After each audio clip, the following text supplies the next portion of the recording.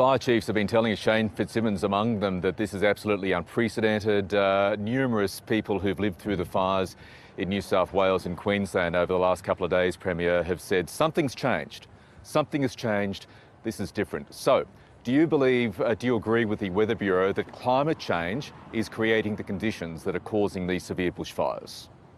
Well, there's no doubt the deep drought has contributed to the conditions we're seeing, but I certainly don't think it's appropriate to get into a political argument as to what the causes are at this stage. What an absurd response to a question, even if that question was trivial. Do you think visiting Wet and Wild contributed to this kid having wet board shorts? Well, I don't think politicising this issue would lead to dry pants, but replace something trivial with the biggest threat humanity's ever faced and she won't even acknowledge its existence. Well, in the words of the greatest comedian of all time, Kathy Griffin.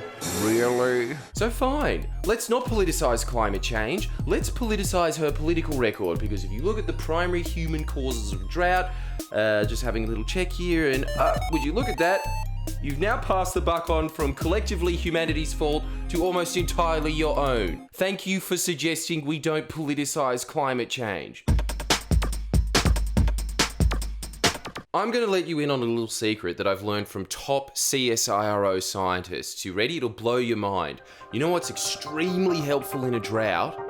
Water. Nightmare Big Bird over here allowed cotton farmers to steal billions of litres of water from the Murray-Darling, and then her cronies in the federal Liberal government spent billions more lying to the public about how much of that water had been returned. Can you fathom a more annoying way that your taxpayer money could be used? I would honestly rather if Danny Minogue was paid those billions of dollars to sit on my couch and make inane comments at whatever was on television. Isn't it funny that we're watching Gogglebox and we're like, commenting on Gogglebox? I'll take one for the team. At least in that scenario, we're not rewarding people that are destroying the most important water system in the country. Ferret Woman then sniffed out, 99% of the state's in drought. Wow, we not only make the economy, but the environment favour the 1% who live in Sydney. And so the federal Liberals announced a drought relief fund that went to towns that weren't even in drought. If Susan Lee played pin the tail on the donkey with a map of New South Wales, she would have done a better job of allocating those funds. But oh no, she didn't play pin the tail on the donkey.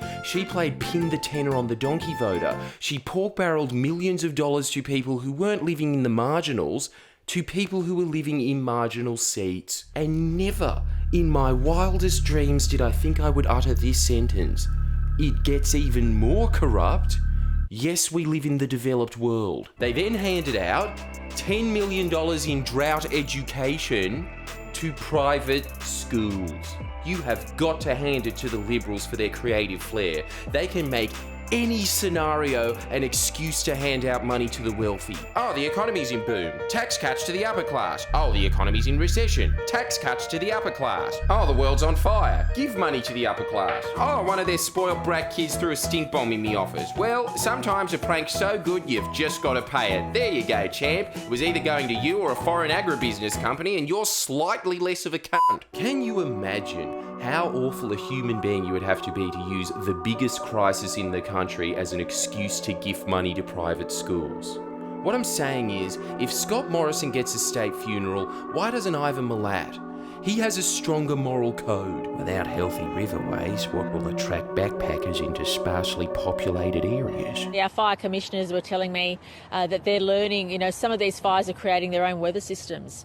So we know that they're very unique circumstances, and we're gathering all the intelligence we can to prepare ourselves for what's coming up, not just this week, but obviously in the next months and years. Oh, now that you're done fangirling over John Howard, you're finally listening to the fire chiefs, are you? Chief Greg Mullins, along with 22 other emergency chiefs, sent letters informing them about the dangers of climate change era fires. Good old Gladdy's response? Cut fire and rescue budget by 35%. Are you sure, Gladys? Yeah, you're right. Cut rural fire services by 75%. What's the worst that can happen? That's 100 firefighters and 50 fire trucks gone.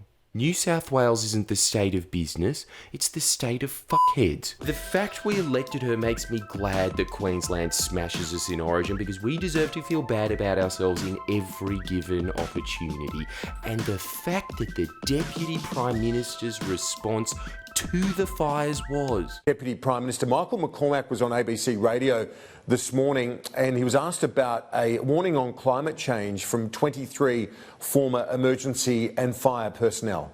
Well, they don't need the ravings of some pure, enlightened and woke capital city greenies at this time. Ex-fire chiefs are greenies? You're insulting the people who put their lives on the line to protect native fauna and people's homes? You dull-eyed sack of shit. What have you done with your worthless fucking mouth breather life? Nothing.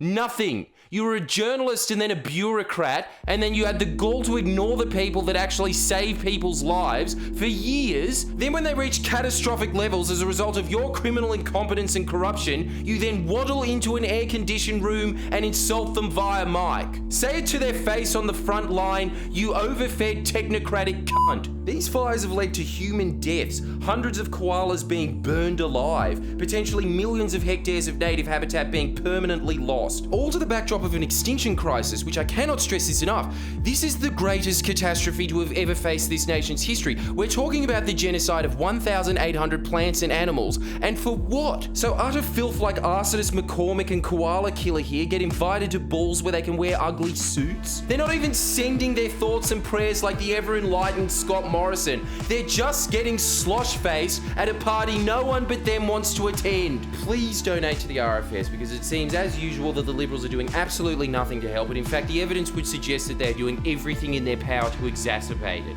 And then, once your conscience is clean, get this hashtag going. Hashtag koala killer. Post that nickname on every update she makes on social media from now until the day that she is faithfully booted out of office, and if there's any justice left in the world, thrown in jail. Because if there's anything that we can positively glean from living in the age of mass special extinction, it's also that we live in the age of Twitter pylons. Hashtag koala killer. Like this video and then dislike everything she ever posts ever.